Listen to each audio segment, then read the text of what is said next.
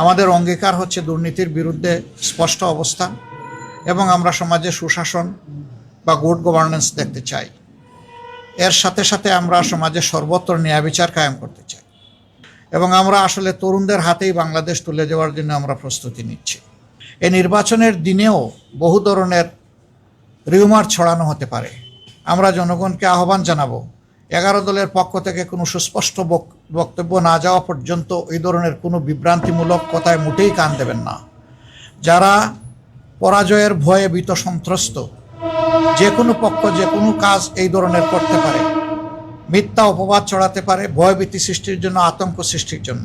মধ্যে সারা দেশে সর্বত্র আমাদের প্রচারণার শুরু থেকে গণভোটে হা এই মোটিভেশন নিয়েই আমরা কাজ করে যাচ্ছি এবং আমরা আশাবাদী ইনশাল্লাহ বিপুল ব্যবধানে হা বিজয়ী হবে। হা যদি বিজয়ী হয় তাহলে বাংলাদেশ জিতে যাবে। হা যদি বিজয়ী হয় তাহলে ইনশাল্লাহ জুলাই আকাঙ্ক্ষা বাস্তবায়িত হওয়ার পথ খুলে যাবে।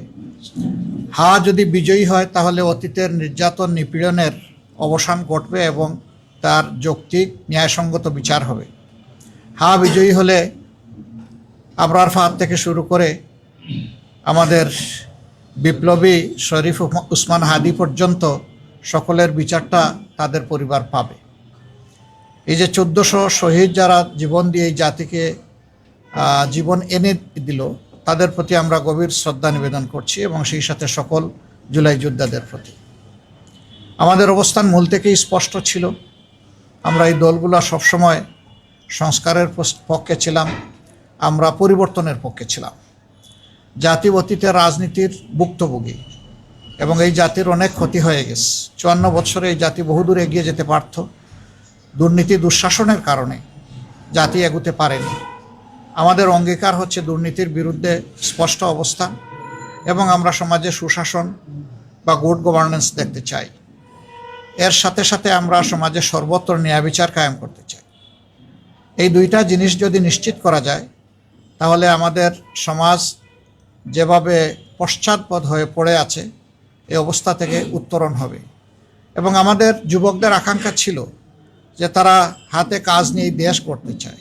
তারা কোনো ভাতা বা কোনো ধরনের কারো কোনো দয়া দেখতে চায় না।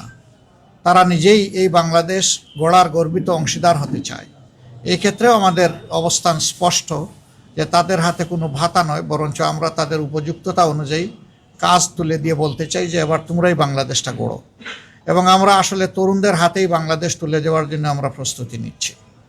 তো এই নির্বাচন, পরপর 4টি নির্বাচনে মানুষ তাদের আকাঙ্ক্ষা অনুযায়ী ভোট দিতে পারেনি এবং সেই ক্ষেত্রে 2008-এর নির্বাচন থেকে শুরু করে গণরায়ের কোনো প্রতিফলন হয়নি। এবারকার নির্বাচনে আমরা স্পষ্টতই দেখতে পাচ্ছি যে মানুষের মধ্যে এই নির্বাচন নিয়ে ব্যাপক উৎসাহ উদ্দীপনা তৈরি হয়েছে। যাদের ভোট গ্রামে আছে তারা দলে দলে অনেকটা ঈদের উচ্ছ্বাস এবং আনন্দের মতো তারা যাচ্ছে, নিজেদের নাড়ির টানে গ্রামেই ফিরে যাচ্ছে। সেখানে তারা ভোট দিতে চায় এবং তারা তাদের মনের মতো সরকারও দেখতে চায়। আমরা আশা করছি গণরায় প্রতিফলিত হলে বাংলাদেশ ইনশাল্লাহ নতুন রাজনীতির দিকে আগাবে এবং নতুন যে বাংলাদেশের আকাঙ্ক্ষা জনগণ অন্তরে পোষণ করে তা ইনশাল্লাহ বাস্তবায়িত হবে। তবে এক্ষেত্রে আমরা জনগণকে বলবো যে বিভিন্ন ধরনের কথা শোনা যাচ্ছে। জনগণের সচেতনতা এবং ক্ষেত্রবিশেষে অন্যায়ের বিরুদ্ধে প্রতিরোধই কেবল সকল অপতৎপরতার উপযুক্ত জবাব হতে পারে। আমরা বিশ্বাস করি আমাদের যুব সমাজ ঘুমিয়ে পড়েনি। তাদের অসমাপ্ত দায়িত্ব পালন করার জন্য তারা এই নির্বাচনকে সফল করে তুলবে ইনশাল্লাহ, যে কোনো মূল্যের বিনিময়ে। এবং কেউ অন্য কিছু করতে চাইলে আমরা অনুরোধ করব জনগণ যেন নিজেদের অধিকারের পক্ষে মজবুত হয়ে দাঁড়িয়ে যায় এবং স্পষ্ট জবাব দিয়ে দেয়। আমরা আশা করছি জনতারই বিজয় হবে শেষ পর্যন্ত ইনশাআল্লাহ। পিছন পথে কেউ এসে কিছু করে সফল হতে পারবেন এটা আমরা মনে করি না। নির্বাচন প্রক্রিয়ার সাথে যারা সম্পৃক্ত আছেন, নির্বাচন কমিশন, তারপরে নির্বাচন পরিচালনার দায়িত্বে যারা নিয়োজিত এবং যারা নিরাপত্তার দায়িত্বে নিয়োজিত, শৃঙ্খলার দায়িত্বে নিয়োজিত, তাদের সকলের প্রতি আমাদের অনুরোধ, আপনারা প্রজাতন্ত্রের কর্মচারী হিসাবে এ দেশ আপনাদেরও। আপনারা ন্যায়নিষ্ঠভাবে, আপনারা নিরপেক্ষভাবে, সুষ্ঠুভাবে আপনাদের দায়িত্ব পালন করবেন। তাহলে জনগণের ভালোবাসা পাবেন, সমর্থন পাবেন এবং জনগণ আপনাদের এই কাজের প্রতি সন্তুষ্ট হয়ে অবশ্যই আপনাদের মূল্যায়ন করবে। আমরা অতীতের মতো আর কাউকে দেখতে চাই না যে সরকারি প্রজাতন্ত্রের বাংলাদেশ নামের এই প্রজাতন্ত্রটির কর্মকর্তা হয়ে কেউ নির্দিষ্ট কারো পক্ষ নেবেন, এটা আমরা একেবারেই দেখতে চাচ্ছি না। আমরা কারো আনুকূল্যও চাই না, আবার আমরা অন্য কাউকে আনুকূল্য দেখানো হোক সেটাও আমরা দেখতে চাই না। আমরা চাই সবাই নিরপেক্ষতার সাথে যার যার জায়গা থেকে এই দায়িত্ব পালন করবেন। এই নির্বাচনের দিনেও বহু ধরনের রিউমার ছড়ানো হতে পারে।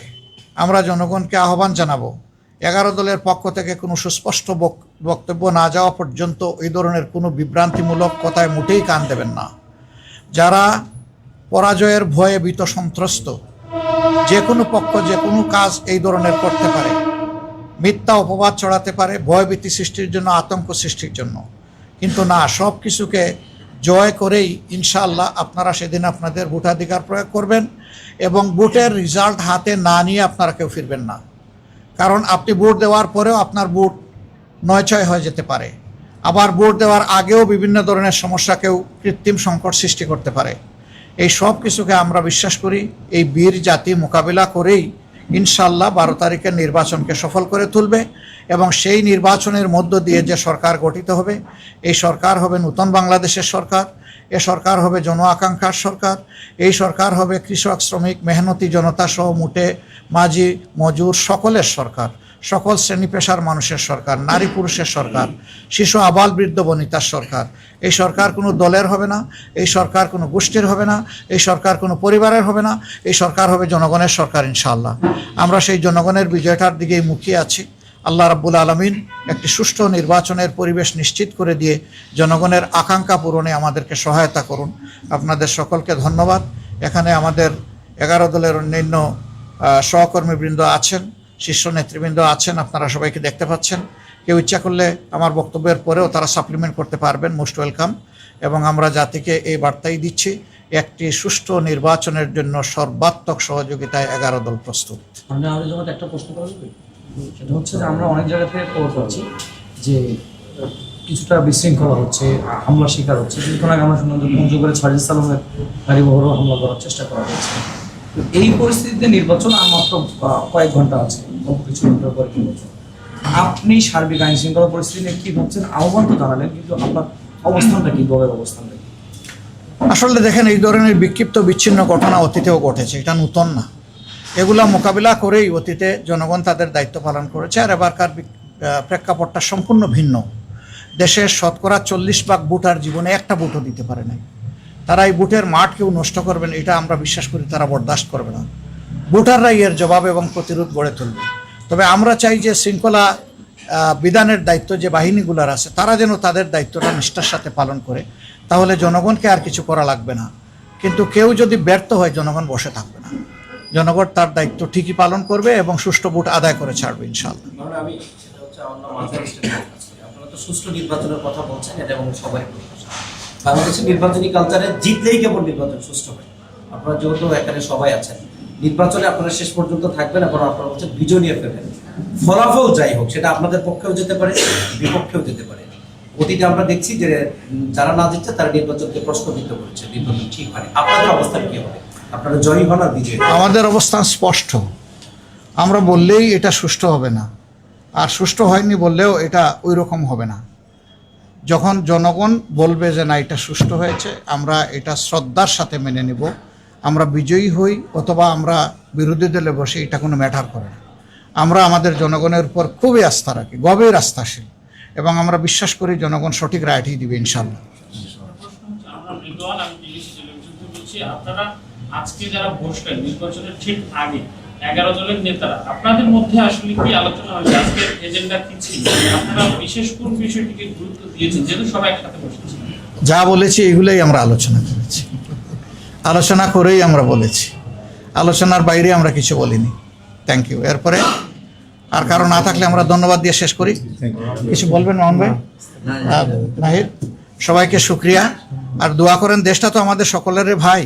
আমরা হাতে হাত মিলিয়ে, কাঁধে কাঁধ মিলিয়ে একটা সুন্দর দেশ, আমাদের আগামী প্রজন্মের জন্য একটা নিরাপদ দেশ, আমাদের নারী সমাজের জন্য একটা নিরাপদ দেশ, শিশুর জন্য একটা তার স্বপ্ন বাস্তবায়নের দেশ, বৃদ্ধ যারা হয়ে গেছেন এই দেশকে দিতে দিতে তাদেরও আকাঙ্ক্ষার শান্তিতে যাতে দুনিয়া থেকে তারা বিদায় নিতে পারেন, সেই রকম একটা দেশ আমরা উপহার দেওয়ার জন্য আগামী 12 তারিখ ইনশাল্লাহ এগিয়ে যাই। আপনাদের সকলের সহযোগিতা চাই। আসসালামু আলাইকুম রহমতুল্লাহ।